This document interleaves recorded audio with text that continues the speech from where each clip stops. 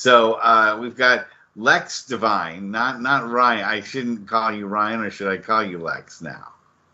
I mean, this is sort of a kayfabe breaking podcast, right? So yeah. I mean, we're sitting next to each other on a couch, and in kayfabe, the most interaction we've ever had is him reading bullying tweets to me in front of a crowd. Okay. So we're not together and are not like living together in kayfabe. So. Right in the wrestling world. That's okay. So I'm supposed to be Italian, so and I'll have spaghetti tonight. But that's about the only thing about me that's actually Italian. Don't tell Monte from Monte and the Pharaoh. He gets so upset at that. For some reason, Monte from Monte and the Pharaoh thinks that like my pretending that I was Italian is like the most offensive thing that's ever happened in the history of wrestling. And us to. So we have questions from fans, and I'm here to answer them. And I may blather on and on and on, but I will get to a point eventually with your help. Like in my introductions, I will get to a point eventually. And here is the first point I'm going to get to, a question. Or actually, it's more of a statement / question. And it says, please ask Dutch. Dutch, do you know who up in New York is talking about you? Yes. There's two answers to that, really. Mm-hmm. One of them, you say, who? And they said, nobody.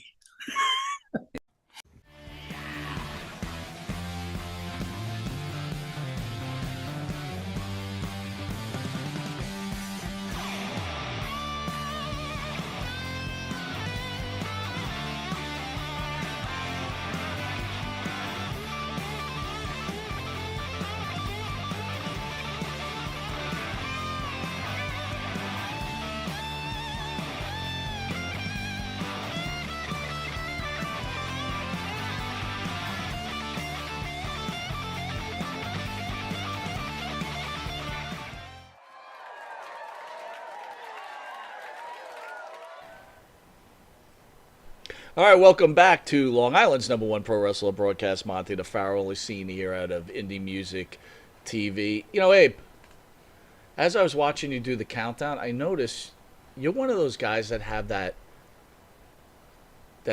moving leg syndrome. Yeah. You've heard of that, right? Oh, yeah. Yeah, totally. That's like a nervous twitch or something like that, isn't it? Yeah, that's the guy that's always sitting behind you on the airplane seat. Yeah, right. Yeah, that's right. I know that guy. That's right. That's right. Yeah. What a jewel he is to be in front of. But that's kind of like profiling, isn't it? No. No? It's just the way it is. So if the guy's just like, I don't know. I got to say this politically correct. If he's just sitting there quietly, not doing anything. No, like his he's leg a good is, passenger. No. His leg's moving, but you turn around and he looks like Bruce. You're okay. I don't know about that. I don't know that anybody wants to turn around and look like that. It's a far cry from the Pharaoh, you know. Ouch. Oh, yeah. Yeah, I'm not. You missed Jimmy, huh? We were talking before the show started. You missed Jimmy. I think he's going to be happy to hear that. I only came out here to do this thing because I thought the Pharaoh was here. I get it. You came in, you're like, what just happened? Where's my friend Jimmy? You know, from now on, I got to call in advance to make sure the Pharaoh's here. Or you could go to Florida. Well, in another couple of months, it might be a good trip. Go to Panhandle. You didn't tell me I had to bring party favors to a press guest. Well, by the smell of you yesterday, you had plenty of it. All you had to do was save some. At least when he talks, it's unimportant. Bam. Ouch. Ray, I got to tell you, I love having you in, man. We were just talking how you suspended us. You got us suspended last year, which was good. That's okay. You worked my magic many places I've gone. We should talk some politics again. I miss talking politics. All right. We can talk a lot. But I want to hit a quick news item, and maybe you could weigh in on that, along with my illustrious co-host here. Is he impressing you so far? I'm depressing him over there. He's depressing. Wow. All right. You kind of wishing the female co-host was here today, huh? Oh, anything's better than that. Ouch. I feel like there's a cane that's going to be coming over and dragging me out. One could only hope. Jesus, what can only... Ex-St. Louis area police officer accused of sexually abusing handcuffed man. A former St. Louis area police officer was accused this week in federal indictment of groping 8 men he had handcuffed sexually by abusing one of them, prosecutors said Thursday. Marcellus Blackwell, 34 of St. Louis, was indicted on 21 felony counts. Wednesday, the U.S. attorney from the Eastern District Court of Missouri said Blackwell was an officer with the North County Police Cooperative, a law enforcement agency that serves several communities in the North St. Louis County. He was arrested on a state charge in June on an allegation that he sodomized a man with his finger. Wow. So it seems like this is going around. I mean, didn't Matt Riddle just have a problem with a police officer a couple weeks ago? Not with his finger. So that's where you missed the Pharaoh right there, right? Yeah. I got the finger thing. Pharaoh says a joke. Bruce has had the script in his hand, I don't know, 48 hours. Yeah. And what was the reaction? Yeah, you really surprised him with it.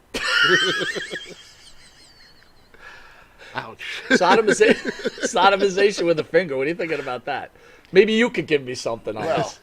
I thought this was a home run discussion. Yeah, well, see, like me, I would have said, well, it's better there in St. Louis with the finger because many years ago in New York, it was a plunger. There you go. Now that's witty and well thought out, and you didn't even have the script. No. Speaking. Some of us have it, some of us don't. Speaking of plungers, I must bring this up. You're with Sims for the event, which, by the way, how does it make you feel like after all this time, all these fans still come up to you, want your autograph, want pictures with you? Does that make you feel good? Yeah, it makes you feel really good. I mean, it's always nice to be remembered. At least they remember you. You're not forgotten, So it does make me feel good when a lot of the fans will come over and say some nice things. Like, I remember when I saw you in this venue or that. Or it's nice. I like it. I would love it too, but yeah. The reason I'm bringing it up is you mentioned the plunger. Right. Rumor has it Sims is trying to do signed plungers because he has TL Hopper at the event. What do you think? How do you think those will go? Think they'll be hot sellers? Nothing would shock me with Eric. He would sell smoke to the Indians if he could. You know what I'm saying? Eric, a plunger? That's minor. Right, I was thinking about this, right? So some people have collectible rooms like a man cave, and you got Yankee autographs, whatever your baseball or right, whatever your pleasure is. Sure. Could you imagine having like a signed plunger, like in the man cave? Like, oh, here's my signed TL Hopper plunger. Is it an official plunger? I don't know, Home Depot. I don't know where he would have gotten it from, but just it probably takes up a lot less room than the torch or the snake, So I guess the plunger would work. You can put it on the shelf. Hey, maybe they could make little ones. Little tiny plungers. Little tiny plungers. Yeah, that might be. You could put that on the little shelf, like by the books and stuff. I don't even know how to answer that, man. You wouldn't need a big display for it. It could sit right next to the baseball. The baseball and a plunger. Like the baseball you got from, I don't know, Nolan Ryan or a famous guy. You put the plunger right next to it there. By the way, if Pharaoh was here, he'd say, Ray, I predicted the Jets were going to win the Super Bowl, which we all know Pharaoh's the ultimate jinx, but he, it's like the mush. That's it. We've been mushed. We've been mushed. The juju. He destroys the juju. So you're a football guy. Yeah, I like football. What did you think about the travesty of what happened to my New York Jets? I think you're a Giant fan, if I remember properly. Of course, Big Blue, the wrecking crew. Which are just probably as bad as the Jets at this point. But oh, yeah. Yeah. The offensive line is about as stiff as a colander. A strainer. But just sticking to the Jets. Okay. Have you ever seen a franchise that no matter what they do, no matter who they get, they find a way to just screw it up? Well, the Jets have that way about them. They have the ability to take top talent and destroy it. Yeah, absolutely. And their offense, if you took the Giants and the Jets and you added them together, you wouldn't get an offensive line out of them. They're horrible. Wow, you're right. They're horrible. Do you believe in my theory that Joe Willie Namath signed a deal with Satan for Super Bowl III, and that's why we're in the place we are now? Is that a possibility? No. No, has nothing to do with Joe. Joe was a hell of a talent, really good quarterback. He would never do that stuff. It's the funk. It's like the Mets. Same thing. Yeah, sure. The Mets bought every available free agent they did this year, and they were in last place. They had to sell them all off because... How does that even happen? Like, you're right. They bought every great player they could get their hands on. Paid the luxury tax. They did everything. Incredible. Let's not even go with the Yankees. Oh, that's a whole... What is the team batting average? 190 or something? It's unbelievable. How can you pay all that money and be that bad? I believe that some players are just great, yeah, but they just have that losing, stench on them. Yeah. Like, Judge is a great player, incredible player, but I think he's just got a losing stench on him. Whatever he does, he's a loser. I don't know how you could call a billionaire a loser, but you know what I mean, when it just comes to record-wise, I guess. Yeah, I mean, records and stats and everything, that's all nice, but if they don't play together as a team, they'll never win. Absolutely. I mean, if you look at the old original Miami Dolphins, you couldn't tell me one or two guys' names that played on the defense, but they were 16-0. You're right. And then you have another team where you got this all-star and that all-pro and this guy's going to the Hall of Fame, and they're in last place. I want to bring it back to Joe Willie Namath, though. Huge Joe Willie fan. Yeah, when I was a kid, I loved him, man. When you look at his stats, though, say you don't know Joe Willie, and you look at his stats as a quarterback, yeah, someone will turn to someone younger and be like, this guy looks like he's an average quarterback. Yeah, mediocre, middle-of-the-road quarterback. What made Joe Willie Namath, besides his winning the Super Bowl, Joe Willie Namath to you? He didn't score touchdowns or be responsible for scoring touchdowns when the game was out of control. He did it when it was a tie score. He stepped up in hard times and made the team win. That's a great answer. I mean, you don't need a guy. I mean, if the Yankees are winning 9-0, I don't need Giancarlo Stanton to hit me a 450-foot home run. Right. When it's 0-0 and there's 2 outs in the bottom of the ninth, I need you to get it in. Right, That's when I need it. Right. Not when you're going to deliver it, I'm just going to pile it on top. I don't need it then. So it's that intangible that you can't put into the record books. Then. There's guys that can never be measured by their stats, but by what they did to contribute to it, they should definitely be in the Hall of Fame. Incredible. Well, I think it also comes, especially with baseball, that small ball mentality's gone too. They don't play their roles. Everybody wants to be the all-star. They want the big hit. Nobody's bunting. Nobody's, they're not stealing the bases like the tangibles of the game aren't like they used to be. But where does that start with? It starts with the coach. Thank you very much. And the owner. Thank you. Yeah. Those guys that are on the field don't call bunt, don't call sacrifice. That's done for them in the little house that they all sit in over there.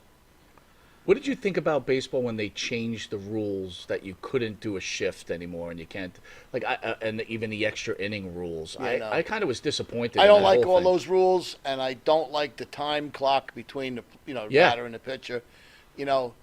Listen, every one of those guys, they're great athletes. Every one of them that makes it to the show can hit the ball wherever they want to. They can pull it. They can slap it the other way. They all have the ability to do this. So if they shifted and you know that they're shifting, hit it where they're not standing. Right. You have the ability to do it, but you can't swing for the fences. You're just going to slap a single or maybe a double or whatever you're going to get out of it, right? So do that. Make them pay for their logic or what they're trying to do. You all want to stand on the other side of second base? Go ahead. I'll hit it over by shortstop where there's nobody. But instead, the league facilitates that the players don't want to do that, so they force you not to. And you listen to them. Now you got the tail wagging the dog. Speaking of that, think about it. You just said talking about making the show. So guys like that, right? They're great athletes. You couldn't make it. Think about you as a pro wrestler. You made the show. That puts you in the elite of the elite wrestlers. How does that make you feel? Well, listen, there was no bigger thrill ever than walking out from the curtain in Madison Square Garden. Because every kid that plays baseball wants to play in Yankee Stadium, and everybody that boxes or wrestles wants to go to Madison Square Garden. So when that happened to me, a lot of my dreams were fulfilled. I was so happy and proud that I could do it. And it separates you from 1,000 other guys that put on the tights and the boots that never made those big buildings like that. And yeah, it was really cool. I really liked it. I could only imagine. Before we go to commercial break, because I want to really know about Ray Apollo, the man. I don't think, not that you don't get enough credit, but you know you're recognized as a great wrestler, but also a character wrestler, right? Which there's nothing wrong with that, but there's much more that I know that Ray Apollo has done throughout his life and a career, and I think it's important the fans know that. But before we go to break, I will ask you this question. You had a great WrestleMania moment. You wrestled in Madison Square Garden, like you said, the Mecca. You wrestled in the show. Is there any part of you that wishes that you didn't do it in makeup?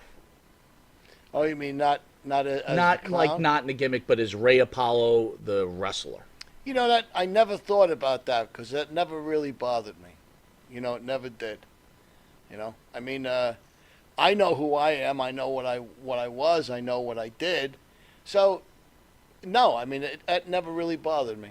I didn't care if they saw my face or they saw this. Very cool. I'd like to thank the band that sings a theme song for Monte and the Pharaoh, own Jimmy Pharaoh, along with his partner Bart Griggs, make up the band Wisteria Hall. Do you know Jimmy was a great singer? Sure I do. I have some of his albums. Do you really? Yeah. Well done.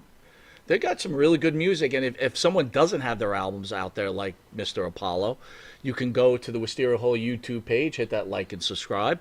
You can go to Spotify. You could go to Apple Music. You could download that. Reverb Nation, where you could get great songs as In My Dreams, This Life, Not Far Behind, which is a favorite of yours, I remember you telling me. And Here Comes the Rain. And don't forget Riding High, the Monte and the Pharaoh theme song. If you didn't know it, you are watching the world's #1 pro wrestling broadcast. You know why, Ray? Why? Because Jim Beam says so.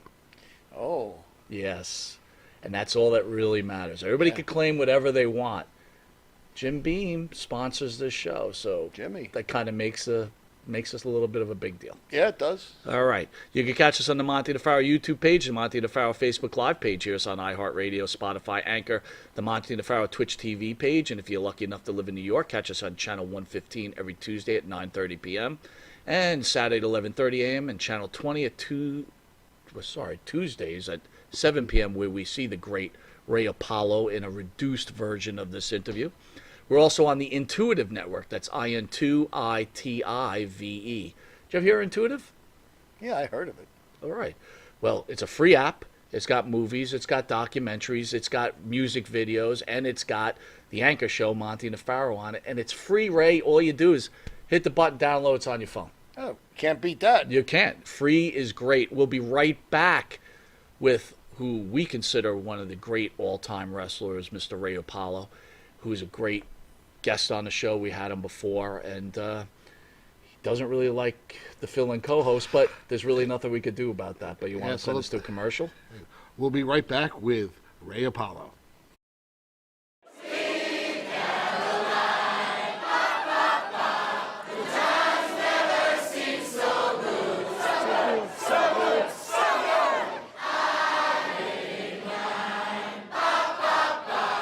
Sir? Ah. Manscaped? Uh-huh. You know, have you tried the new equipment that's been sent? I'm afraid because it says weed whacker. I'm scared. Maven, Manscaped, what are you thinking about Love it. Manscaped, dude? Love it. What do you use it for? Necessity. What don't I use it for? Put it this way. The only hair I have on my entire body is these eyebrows. Yeah. That you see. These Wow. caterpillars racing to the middle of my nose. That's it. That is it. That's all I have. And that's all I want. That's the So Manscaped is a You- must. We were talking before the show. There's nothing worse than just hair. Yeah. Right? Hair on a woman, hair on a man. It's just bad. Absolutely. And it's the one thing that the older I get, it starts growing more in unwanted areas. Absolutely. I hate it. I'm going to ask you a question. Uh-oh. Just going to go out there. Oh, boy. Go for it. You're doing a deed. Yes. Again, I don't want you to have to admit this because we, as men, we try not to admit this. But if you're going to Oh, go I do know the deed where- on a I woman, know where would you he's rather going. have her be hairless or a little hair, racing stripe, or Racing stripe. full retro bush? Racing stripe. Retro Bush is out. Yes, thank you. Retro Bush is out. Yeah. I don't mind a small, well manicured landing strip. Every now and then, if it's completely, and I'm talking like baby's ass bald, then I start. Where is that pedophilia line? I don't want to wander into that. That's very Thought of it like interesting. that. I never thought about that. You're a Wow. smart dude. Holy shit. So if the landing strip is clean enough for the plane to go in smoothly, you're cool with that? If the landing strip has, like I said, well manicured, Yeah, you can see both sides. It's not Like blinking lights on both sides of that landing? I don't want, I don't want the shrubbery going off into unwanted areas on that as well. Gotcha. Oh, Yeah, look but- what you found. Ooh. I got to be all honest though. Hey, the older I get though, I don't think I can be as I found it! I found Have it! you ever gone down there and she slowly brings down the underwear? Then What is retro? Just, Absolutely. You're like, whoa! Wow, Yeah, I'm like it 46, of pops course. out? Do you like walk out or what do you do? No, I muster through. I muster up the courage to get He's through. a trooper. Yeah. He's a trooper. Gotta give him an A. Oh, not all heroes wear capes. Yeah, There you go. I hear you. There you Listen, go.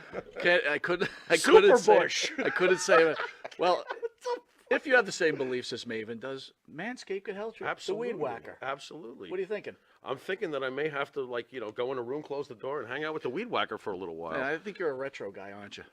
I like 70s adult films, if that's what you're getting at. Yeah, there you go. Yeah, but only with that, Ron we're going to take a Jeremy, quick Batman. commercial break, and we'll be Anyway. back with this wrestling icon, Maven.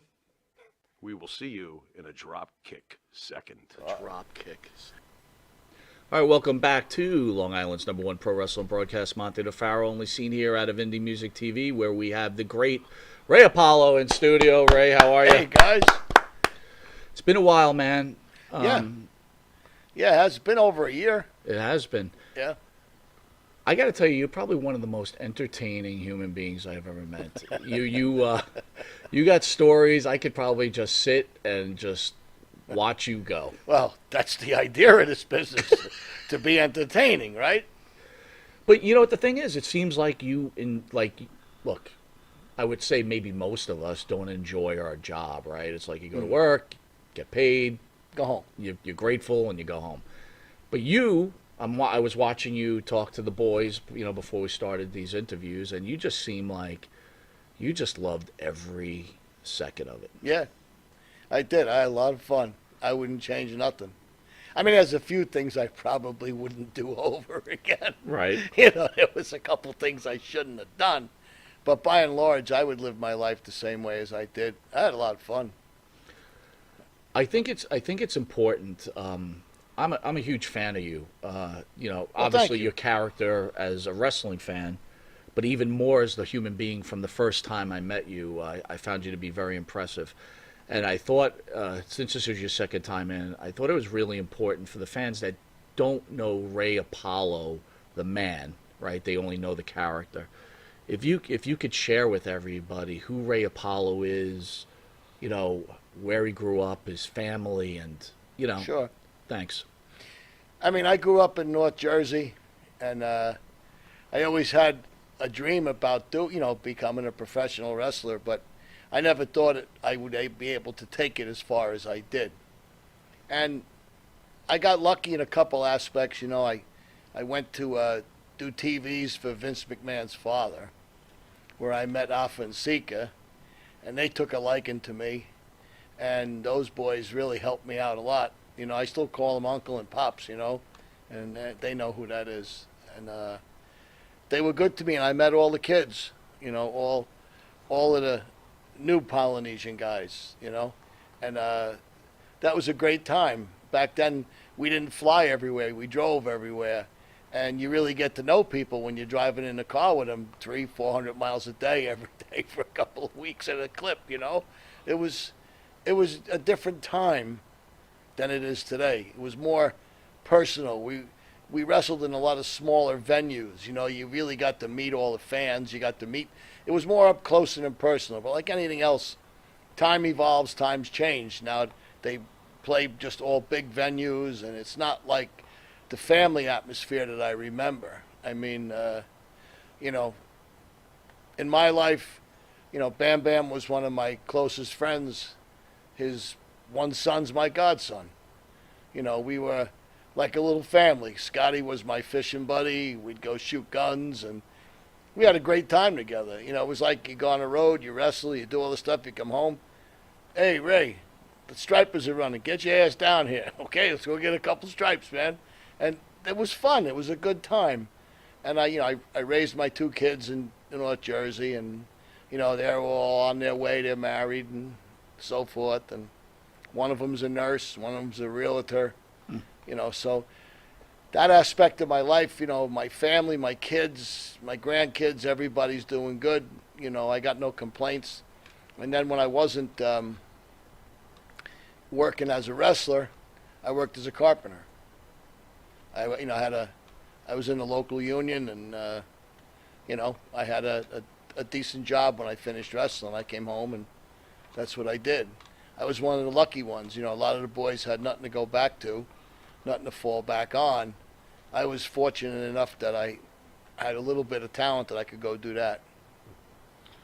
How did your professional wrestling career begin?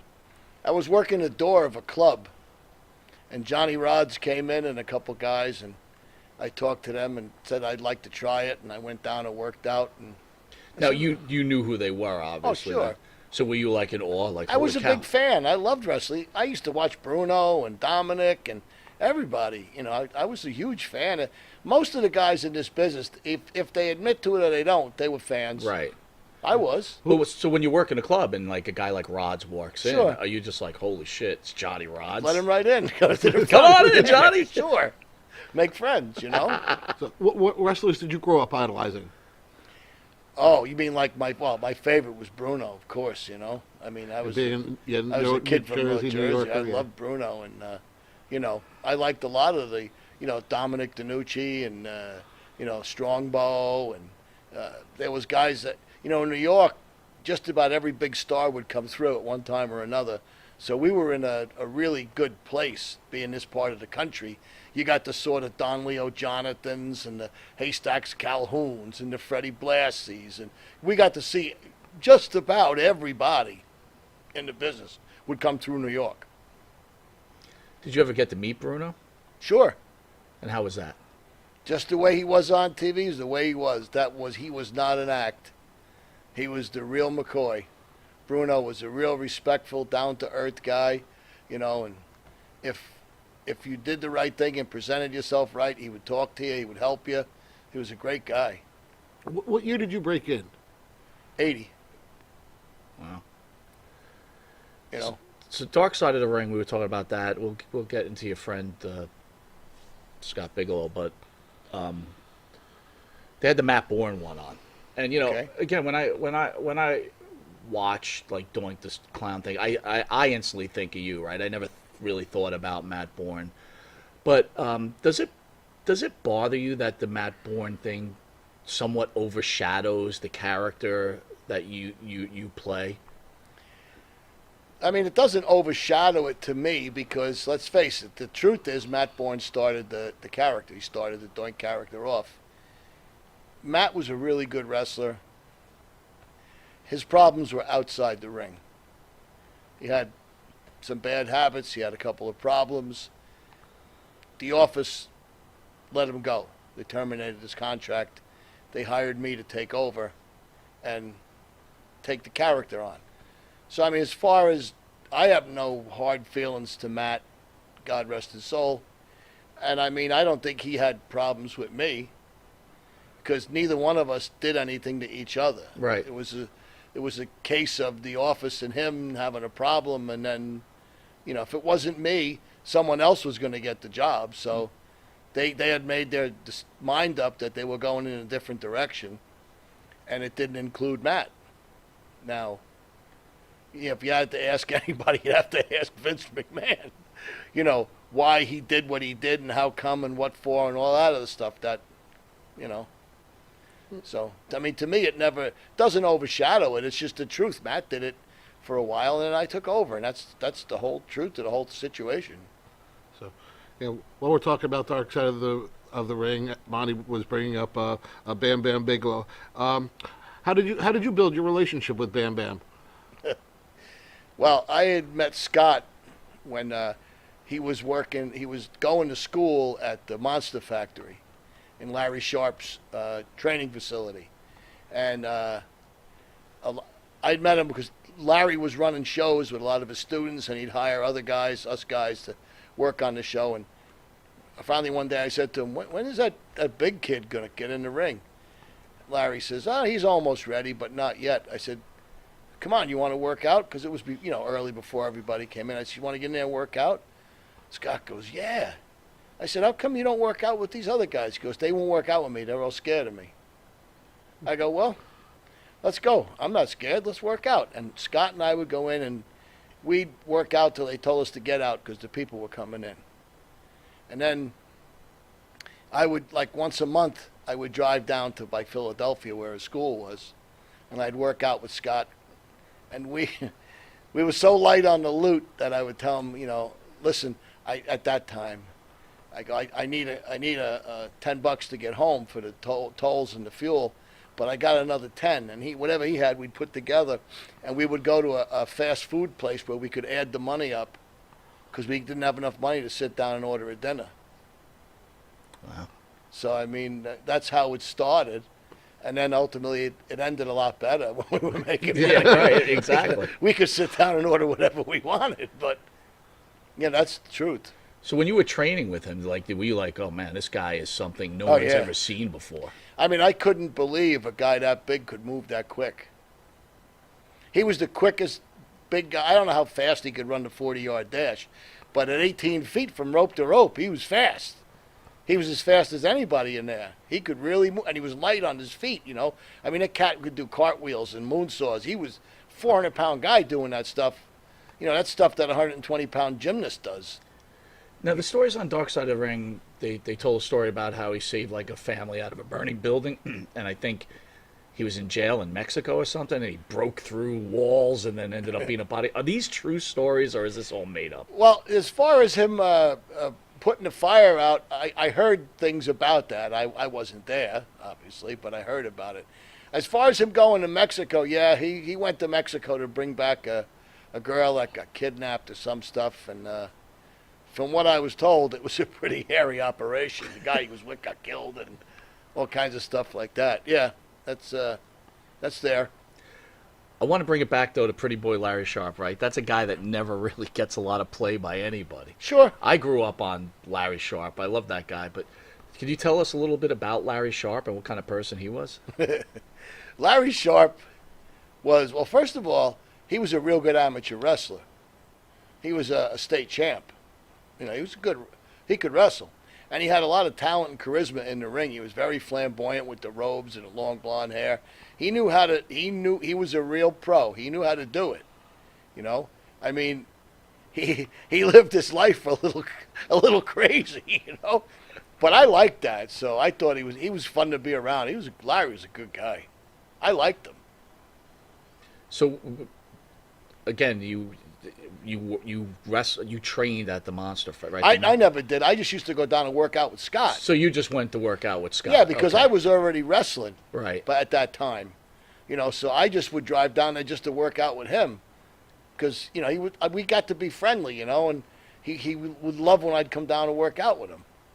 Now you were like, then you must have been like royalty, right? You're like, oh shit, It's no, I was. Apollo. I was no big deal. I hadn't been anywhere. I was. The only place I might have been by that time was maybe Grand Prix, in Canada and stuff. I wasn't a household name. No one really knew who I was in the States, How was Larry Sharpe? He owned the training school. Was he on the up and up? Was it an up and up type? Because you hear all these these school stories where they're trying to train these guys and they fucking rip them off and they do all this shit to them. And I mean, Larry had the Monster Factory, and that was there. And as far as I know, everybody that paid him money to trained. How far everybody went, I don't know. But I mean, I think Papa Shango went there too. Really? Yeah, I didn't know that. I think. Don't hold me to 100%, but I think Papa Shango went there. So when you're in the WWE and Scott's in the WWE, they put you guys, together. Is that because they knew you guys were friends? I mean, how does that come about? No. They had no idea of Scott and mine. Really? Prior. Now, that we would worked out, 15 years before that in the Monster Factory. they just did it for the characters, you know. The big stomping, bald-headed, 400-pound flamed-head bear against this clown is going to torture him and drive him nuts, you know. Right. Well, every clown needs a straight man. Right. So yeah, it was perfect. So it's like a dream then. You're like, holy shit, I Oh, can't yeah. believe that they just did this out of the blue. That's incredible. It was a stroke of luck. I had nothing to do with orchestrating that. How was your chemistry in the ring together later on? Because, you know, you both, was it fine? Well, he turned into one of the best wrestlers in the business, you know, and he was easy. He was great to wrestle with. He was great. I don't want to get too deep into it, but, you know, obviously he was in a lot of pain. He's a big man doing a lot of stuff. He's a very close friend of yours, like you said. You go do things together. Did you start to see him start to slip, and were you able to, or were you trying to help him, or was it just something you didn't know Yeah, I about? mean, after he had back surgery, I mean, he had several surgeries, you know, but the one that really, you know, cemented almost the end of his career was back surgery. You know, he was in a lot of pain. You know, and like you said, when you're 400 pounds and you have back surgery, it's not like you're 150 pounds and you have back surgery. It's a different ball game. And while I felt sorry for him, I felt bad for him, but there really wasn't much I could do for him. I mean, you know. Just be his friend, I guess. Be his right? friend, go down. We'd watch football together, go out to eat, stuff like that. But How did his death affect you? well, I was very upset for quite a while. You know, I mean, you know, when you have a friend like that you've been around the world with a couple times and been all over this whole planet, and then you know when he's gone, there's an empty space there. You know, and that spot will never be filled till I see him someday. Yeah. You know. So when you see something like the dark side of the ring, which I honestly don't think they put him in a bad light at all. I thought exactly what we just spoke about. This is a big man who's an athlete that ended up getting injured, and he needed help to keep his career going, and it steamrolled out of control, which happens to tons of people, right? Yeah. Does that bring back bad memories? Does it bring back good memories? I mean, what, you know? Well, the fact that he's gone, it's sad, but I got so many funny times and good times I had with him. It was great. You know, I never think bad. I always think happy days. I want to talk about another guy who is near and dear to the show, Ted Petty, who you were friends with. My buddy Ted. He and I were partners in the South African thing with the WCW. Yeah. Was Ted Petty a true badass? Well, Ted Petty won the Nationals in college when Rutgers was in the Division II, not Division I. But still to this day, Rutgers gives out their award for their amateur wrestler who they think is the best on their squad, and it's called the Petty Award. So when they name a trophy after you, I think you left your mark.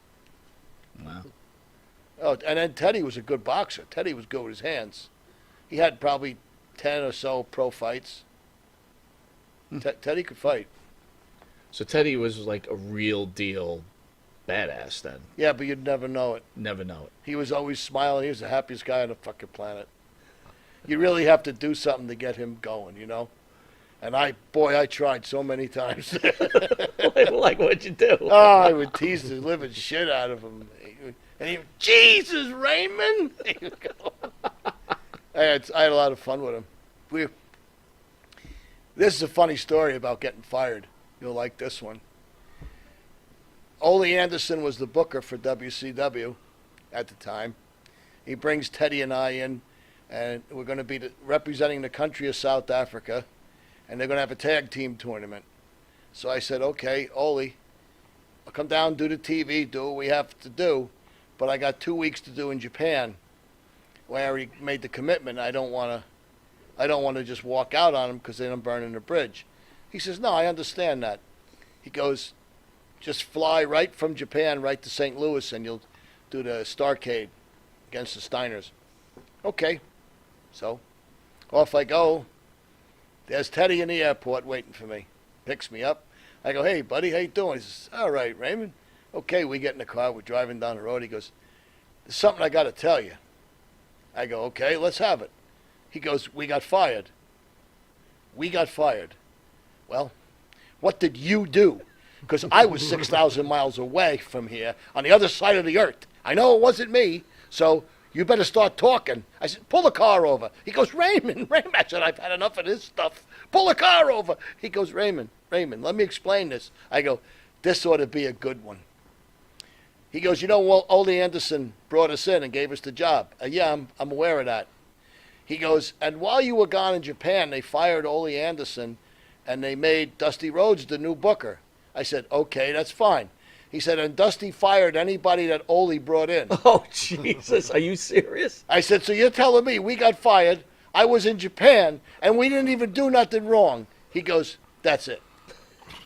Was Ole that hated? I mean, a lot of guys I come liked in. him. You I did liked like Ole him. Anderson. Because I've had so many guys in here. To this day, I still like him. All right, good. That's good. And you like Dusty. Dusty. All right, so give me the Dusty, because I've heard different stories on Dusty. Well, Dusty had his own little crew, and he had his ideas. And what worked real well for him in the Carolinas prior to that is what he was replicating and trying to do in WCW. And, you know, everybody has their own direction in this business, you know what I mean? And, like, you know, Ole was going to go in this direction, and then Dusty wants to go in that direction, and then who knows who's going to take over and go in a different direction. And people that are in caught in the mix get fired and they didn't do nothing. Right. Because it's not going in the direction they wanted to go in. And that's it. That's it. So one of the big things that happened, right? So obviously, famous professional wrestler, we just told you that you're the elite of the elite. You worked for the big time. The money in the WWE is good. When I have some of the Southern guys in, the WCW guys or whatever, they tell me their money was good too. What was the difference between working for Vince in the WWE and working for WCW?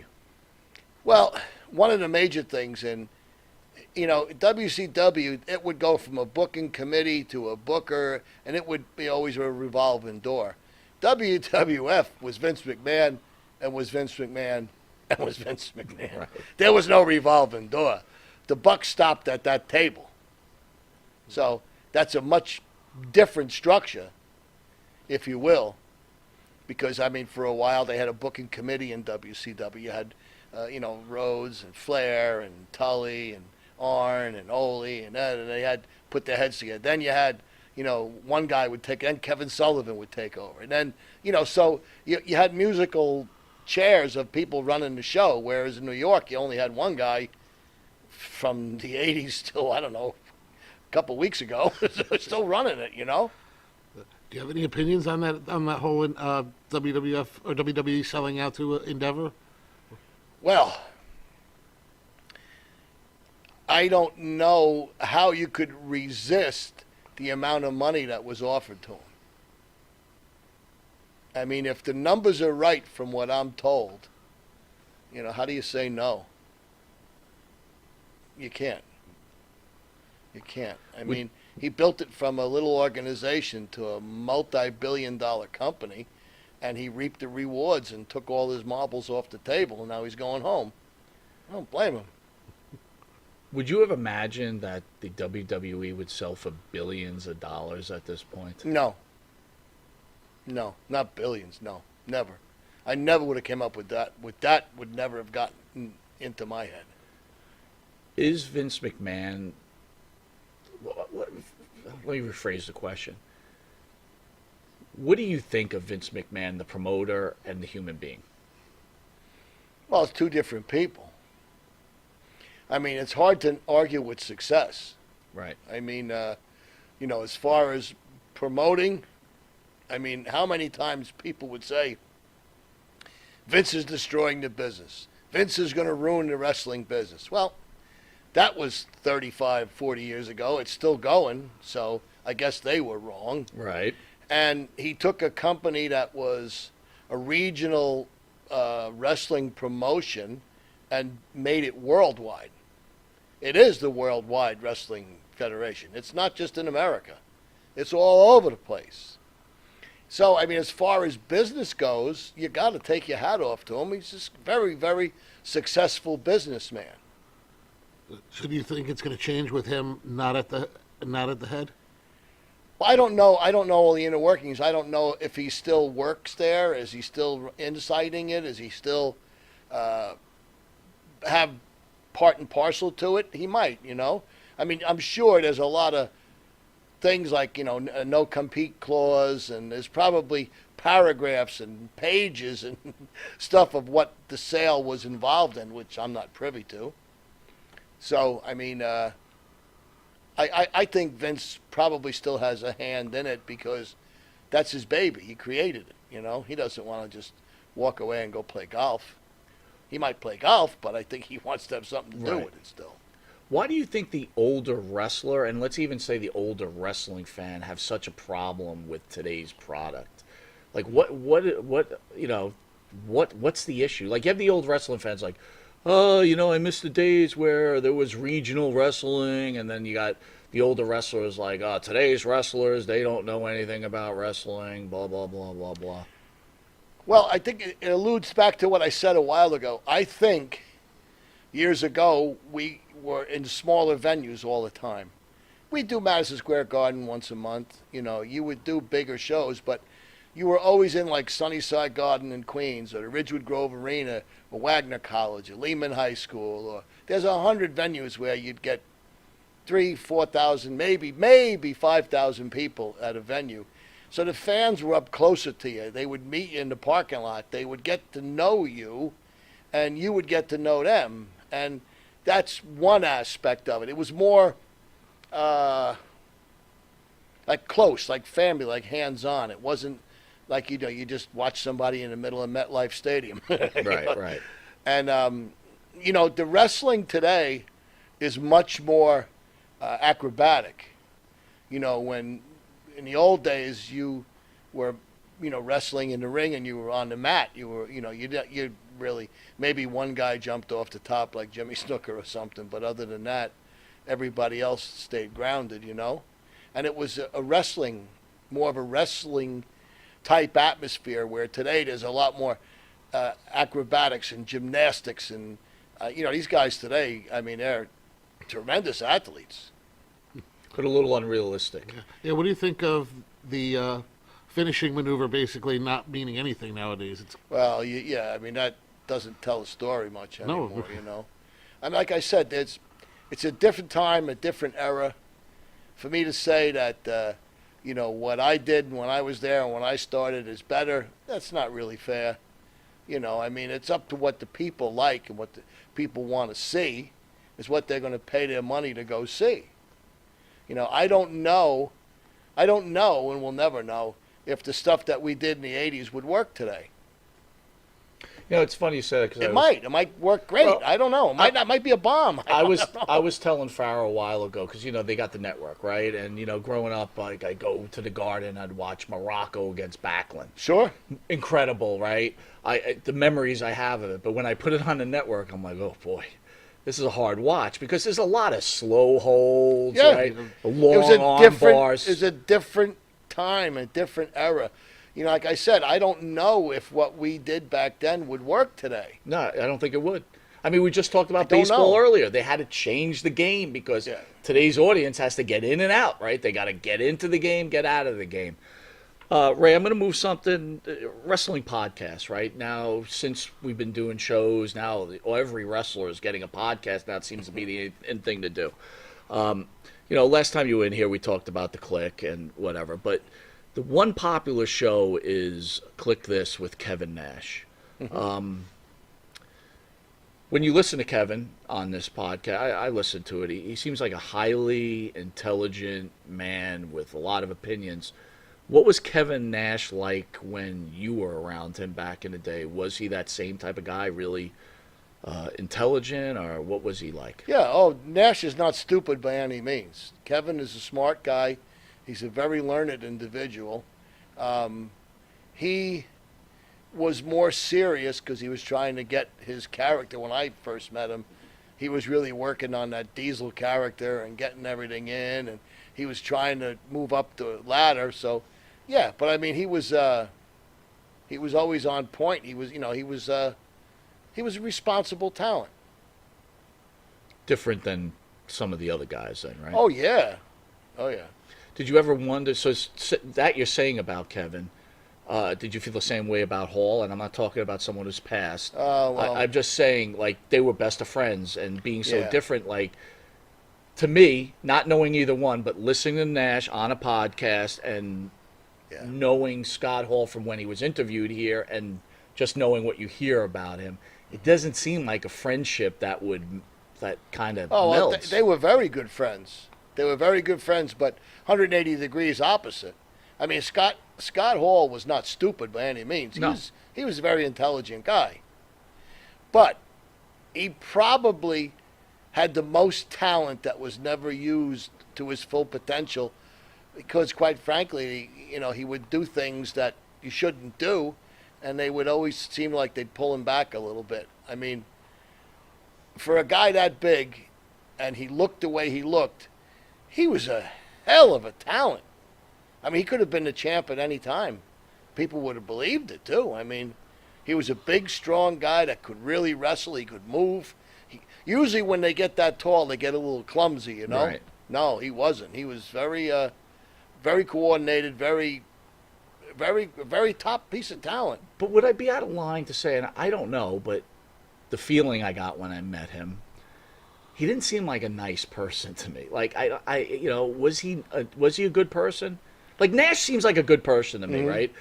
I don't know Nash either, but Scott didn't come off to me as a good human being. Well, it depended on what day and when you caught him, Right. how it would go. Like I said, he had some demons, he had some issues, and when he was in his right state of mind and everything, he was a really good guy. It's when he got into things he shouldn't be doing is when he would get in trouble. I gotcha. We're almost out of time. I want to thank you again for everything. My pleasure. You are quite the gentleman. Maybe you could send a little special love note out to Pharaoh. Wish him a little luck in Florida. Pharaoh, you have no idea. I came out here, I drove 4.5 hours in the rain. We had rain up here like they were going to put animals on a boat 2 at a time. And I was all day. I was just so excited to see you. And now I got some cheap 2-bit knockoff guy sitting over here next to That would be me. And it's just not the same. So I know you're down in Florida soaking up the sun. I hope you're having a really good time. I miss you. Hope to see you soon, Pharaoh. Well, since you say so, what are the odds that Pharaoh will be back up here in New York? What are you thinking? Thanksgiving. Yeah. It's already Thanksgiving. I agree. I think maybe after Thanksgiving. He's got to break some turkey down there, come up, right? I did Thanksgiving. He'll be back. Yeah. The room's waiting for you, Jimmy. I'll open up the room. Yeah, you can't stay out of New York too long. Yeah, he'll be back. Before I turn it over to this great fill-in for Jimmy, he's doing a wonderful job. Why, is someone else coming in? Oh, no, it's that guy again? The Monte and the Pharaoh family's asking, do you have any Andre the Giant stories? Seems to be the popular question here. Well, Andre was 1 in a million. He was unbelievable. I mean, you always wanted to stay on his good side, because if you did, that could get really bad. But I mean, when he would walk through an airport or into a restaurant, the whole place would just stop. It was unbelievable, and it was great, but sometimes it was really tough on him too. Some days you just don't want to be bothered. You want to be left alone, right? And there's a guy who was in a lot of pain. His back. Can you imagine how he felt over 7 foot, 500 pounds, right? And his back is bad. Oh, buddy, that's got to be insurmountable. How did you get on his good side? I always said hello to him. I stayed awake. I never really crowd up. I would say hello and walk away. And did he ever say, "Hey, boss, come here, we got to play cribbage" or something like that? Yeah, well, no. He would always play with Tito or somebody. He had his cribbage buddies. Tito was his cribbage. Okay. Oh, he loved playing. Very he loved cool. Tito Santana. All right, so Pharaoh's final question now. When we had Anthony in here, he dropped the ball. It was probably the worst question ever. Oh, so hopefully he's going to redeem himself right now. Is he going to try it again? He's going to try it again. And now you're with the great Ray Apollo. Take two. F this up, bro. Take two. Take. I might not be welcome back. Don't mess this up. Don't mess this up. All right, let's have it, kid. This is a little bit personal. So, I grew up going to the Poughkeepsie Civic Center pretty much every TV taping during the 80s. What memories do you have of that arena? Good, bad? The Mid-Hudson Civic Center? Yeah, the Mid-Hudson Civic Center. Well, the locker rooms were great. Not really, no. It was a smaller venue that was like what I was talking about. You know, it would get its 3,000-4,000 people, and it was nice. When I worked there prior to wrestling for Vince, but working there for Vince, we would do TVs there, and it was a good place to do TV. It was a good TV building. Yeah, like some of my favorite ones. I mean, I got to see Andre the Giant there get his haircut. Got to see Paul Orndorff and Hulk Hogan. I mean, it just seemed like a venue that was very prevalent in the '80s when it came to the TV tapings. It was. It was a stop for Mr. McMahon for sure. For sure. Ray, I'm a little disappointed in you accepting that question. That could have been. That's just was awful.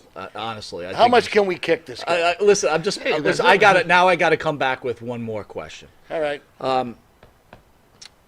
Luna Vachon, what did she mean to pro wrestling, and what was the human like to Ray Apollo? I think she deserves a shout out from you.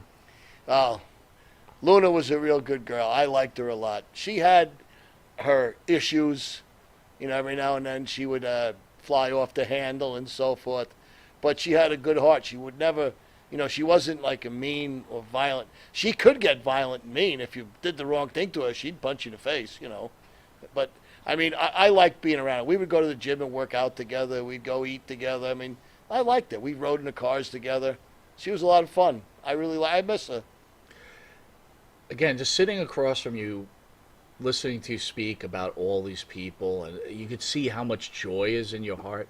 How hard is it for you to watch all your family, all these family members who you love so dearly pass away for whatever reason? Doesn't matter what. Yeah, it's. How does that affect you, Ray? It's sometimes it gets to you a little bit. I just don't let it bring me down. I think of all the good times I had with them, and you know, I say to myself, I was good to them, they were good to me. We made the most of our life that we knew of each other, and I just know someday I'll see them all again.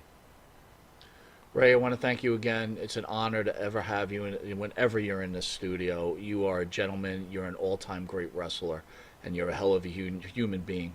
And I just want to thank you for taking the time out of your busy schedule coming in here. Thank you so much. Thank you, Monte. It's great to be on the show again. And who knows, maybe after Thanksgiving or so, we'll have the real Pharaoh back, you know. And then you can get this kid a job doing something around here. Let him sweep up or something. He can sweep up. Yeah, let him do something. I mean, he's not too good at what he does, right? So give him a job. You got to give him a break. He's only been doing it for 14 years. He's got a little more time. He's going to get. He'll get onto it yet, right? He'll get it. Yeah. He might be able to make you laugh. I think within 5 hours, maybe get you a good joke. Yeah. Anyway, you want to send us out? Hey, you've been watching the world's #1 wrestling broadcast with Monte and Ray Apollo. This is Bruce. We'll see you guys later.